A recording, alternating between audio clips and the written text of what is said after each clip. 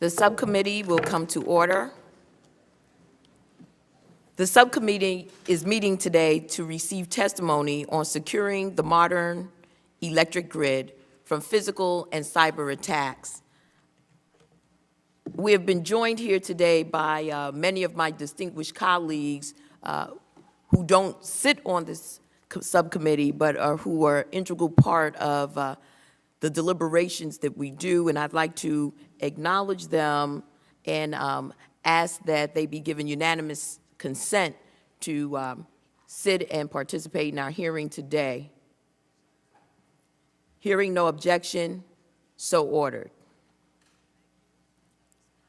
I want to recognize some of our colleagues from other committees who are participating in today's hearing, including Mr. Bartlett. We would not have a robust roadmap for addressing the EMP threat if it were not for his vision and leadership, and I thank him for that. I also have my colleagues who serve on the full committee, Zoe Lofgren of California, Congresswoman Jackson Lee of Texas, and Mr. Bill Pascrell of New Jersey. And I thank you for attending this very important hearing. We expect to be joined by many other members, and I'd like to just acknowledge them in absentia for right now. Mr. Langevin, who is my predecessor as chair of this committee, and I'd like to congratulate him on his new chairmanship and thank him for his leadership on the electric grid security issue.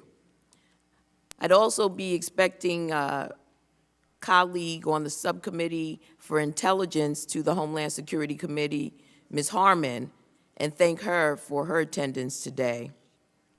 Unfortunately, a number of my colleagues and our friends from the Energy and Commerce Committee are unable to attend and participate today's session due to their work on the healthcare legislation. We have reached out to Mr. Waxman, Mr. Markey, and Mr. Barrow to ask them to act with urgency on the subject matter we will discuss today.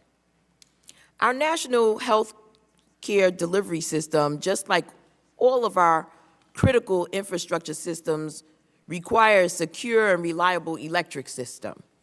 That is what this committee has been investigating for years and what we will discuss today. The electric grid is fundamental to our lives and our country's existence. Without electricity, medicines expire, banks shut down, food goes bad, sewage and water plants don't function, chaos ensues, and our security is compromised. We simply cannot afford to lose broad sections of our grid for days, weeks, or months. It is our very reliance on this infrastructure that makes it an obvious target for attack.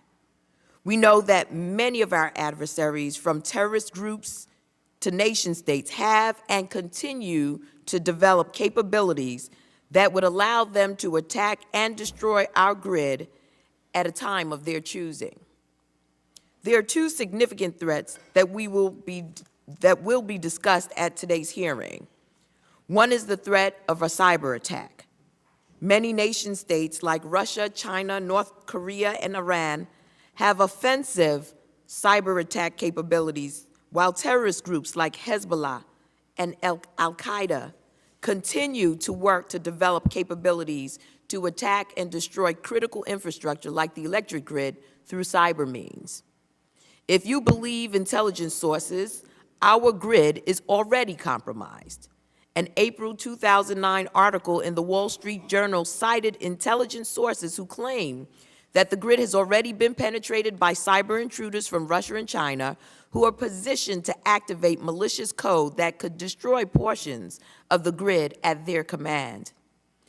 The other significant threat to the grid is the threat of a physical event that could come in the form of a natural or man-made electromagnetic pulse, known as EMP. The potentially devastating effects of an EMP to the grid are well documented.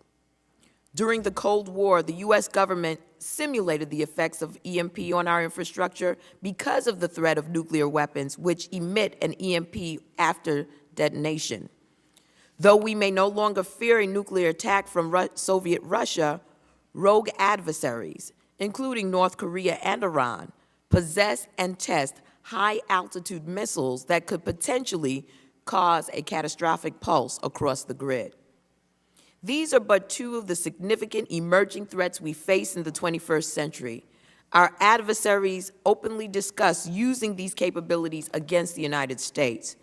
According to its cyber warfare doctrine, China's military strategy is designed to achieve global electronic dominance by 2050, to include the capability to disrupt financial markets, military and civilian communications capabilities, and the electric grid prior to the initiation of a traditional military operation. Cyber and physical attacks against the grid could both be catastrophic and incredibly destructive events, but they are not inevitable. Protections can and must be in place ahead of time to mitigate the impact of these attacks. My colleagues on the Homeland Security Committee and I have spent nearly 3 years identifying and reviewing the security protections that are in place to mitigate the effects of any intentional or unintentional attack on the electric system. Our goal is to determine whether appropriate protections are in place that would mitigate catastrophic incidents on the grid. Our review has required extensive discussions and assessment with the private sector, which owns, operates, and secures the grid. The private sector develops its own security standards. The private sector also oversees compliance with these standards.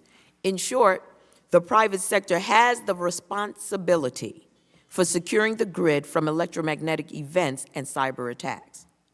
In the course of our review, we have questioned hundreds of experts and reviewed thousands of pages of research and analysis.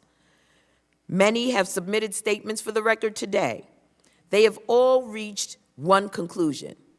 The electric industry has failed to appropriately protect against the threats we face in the 21st century. In the past, this committee has been deeply critical of the standards that the industry has written. They are, in the words of GAO and NIST and other independent analysts, inadequate for protecting critical national infrastructure. The committee has suggested that the industry adopt NIST standards for control systems if it hopes to achieve greater security. My understanding is that the industry has not embraced this suggestion. The committee has also been critical of the industry's effort to timely mitigate the Aurora vulnerability. What should have been an urgent action issue has taken some utilities years to fix. Many have not even hardened their assets at all. This is especially troubling given the catastrophic damage that could be caused by an Aurora-style attack. Today, there's a new problem. Many in the industry are apparently trying to avoid compliance with their own inadequate standards. I'm deeply concerned about this irresponsible behavior. A letter dated April 9, 2009, which is attached for the record, sent to the industry by the NERC Chief Security Officer, Mike Asante, suggests that industry is choosing not to identify critical assets in order to avoid securing them.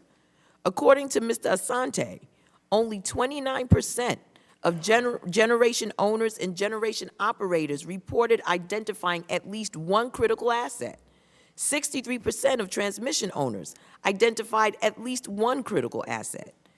This effort seems to epitomize the head-in-the-sand mentality that seems to permeate broad sections of the electric industry.